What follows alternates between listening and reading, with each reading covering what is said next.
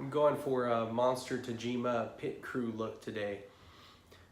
If we had to choose three vehicles to put in a museum, one being a motorcycle, the other a truck or SUV, and one being a car, what would we choose? And apparently we have to choose them within the same era. All of these vehicles have to be within the same era. So it's kind of a weird one for me because I'm straddling 89, 90 on these choices. So whatever, call it that. But motorcycle, Honda RC30. I think it's the coolest looking bike or motorcycle ever made. For me, it's the era that I like the most. Those late 80s, early 90s GP bikes. They're still very simple. They're transitioning from that boxy-ish fairing to the rounded off fairings of that era, and advanced materials, and the liveries were super rad. So they were just like these bright colors. This bike in particular is a red, white, and blue with white wheels. And one thing that really kind of sets these bikes off for me, this is not the only one that was like this, but several of the era were, they had two round headlights up front, and that is such a badass look with that shape, with those, with just those contours and everything. I love that. And this bike was super innovative and basically Grand Prix technology of the era, GP bike technology of the era, I should say. High revving little V4, 750 cc's, close to 120 horsepower, and it was just badass. And I think that they're gorgeous to look at. They're sort of an excellent design study, if you will, of just simplicity and beauty in that simplicity. And it's very striking at the same time in its own understated weird way. But the colors help. I think the same thing goes for the car that I chose and the truck.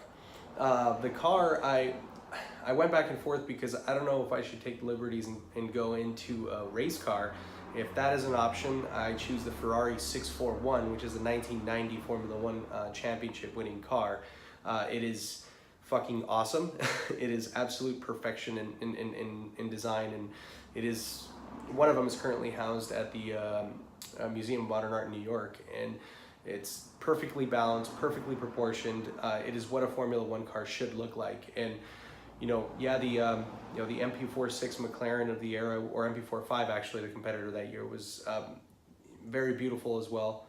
Or was it MP46? I can't remember. But anyways, I mean, I think it was MP46. MP45 was 89. But gorgeous car as well. But just the Ferrari's got something really special with those it's got black accents, black suspension, with black wheels, and that scarlet body. Just such a cool looking car, and I think that is a beautiful car to have in a museum. I mean, a stunning car to look at and to sort of kind of study and observe in that setting, especially, right? I mean, one exists already, and it's one of my all-time favorites, so it's kind of funny how that is already the case. So look that car up. Amazing V12, one of the best sounding Formula One cars, if not cars ever. I mean, absolutely insane. Sounds freaking incredible. Second year of a semi-automatic, paddle transmission. Yeah, I mean, I know it was kind of, that was just happening, but very technologically advanced, and some major advancements in that car. Unfortunately, the car the following year was not very good, but cool ass car. If I was going to choose a street car, F40, for all the other reasons that I mentioned, applying that sort of race tech into a street vehicle and actually making it happen, and it's just, everyone knows why an F40 is special. So yeah, I mean, it's my favorite car, and whatever, kind of sort of a cop-out answer. In terms of the truck, 1989 Bigfoot, that Ford Bigfoot monster truck, that left an impression on me as a kid that no other truck has ever had or made. And I love that thing. It's so rad looking, at the same time very simple looking, and it was the first computer aided design truck.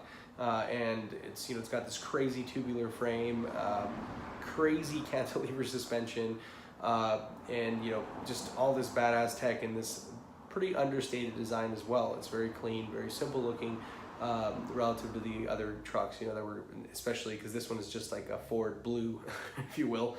with some stacks sticking out the hood. I think it had a blower sticking out the hood and just the big wheels and tires.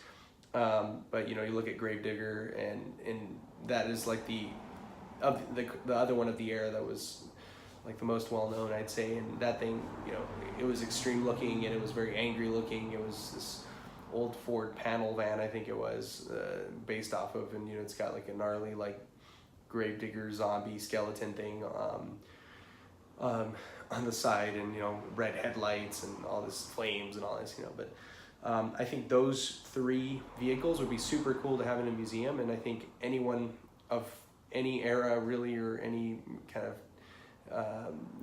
aesthetic interest or vehicle interest, would find those pretty rad. I mean, they kind of appeal to, I think they appeal to a lot of people. It's before things got super complicated and very advanced, so you're kind of riding that, again, like the 89, 90 era of those 2 decades, that transition where things were still analog, but computer aided in some ways, and I don't know, I think they're really cool looking and very interesting. So those are my 3 choices. 3 choices. Number 1, a Porsche 996 GT3. I think they started making them in the late 90s, but really that's the 2000s. So that's where I'm starting. Following on that same decade would be a KTM dual sport, whatever. It's like the 450 EXC. You could get them with a plate. You could also get a second set of wheels, so you have the dirt bike wheels, and then you get the supermoto setup. That's going in there too. That's my bike. For the truck SUV, I'm picking a van. I'm picking a Dodge Sprinter, Mercedes Sprinter, obviously the diesel motor, and I have choices. It would be like the small, short, or medium length. I forget what number that is. Like the 108 or 120. One of those. I don't know which one yet. High roof and the single window on the side. So the back one is all blacked out. And with the slider and everything. There we go. 3 choices. Kind of reasonable. Sounds like a lot of fun. And I could, apart from the GT3, pretty reasonable actually. I could recreate that. All right. I'm interested to hear what Lane, Warren, and Art picked. Some weird stuff in there, I bet. All right. I'll listen to find out. What's up, guys? It's Warren. I'm coming to you live from a Mercedes-Benz wagon. Right before we're going to go podcast, I wanted to record something really quick for Patreon, which is 3 vehicles, 1 decade for a museum. I first thought of a motorcycle that I liked, which is the Vincent Black Shadow, fastest motorcycle in the world at the time. So we're going 1940s. And so I've seen one of these motorcycles, a few, mainly at car shows or motorcycle shows and auctions. We saw one at the Quail a few months back. So going with the Vincent, and then truck, going with the Diamond T. I've always liked Diamond T's because they're a nice alternative to the boring, more common trucks like the Fords and Chevys. So Diamond T, if you don't know what that is, look it up. A little more industrial than some of those other choices.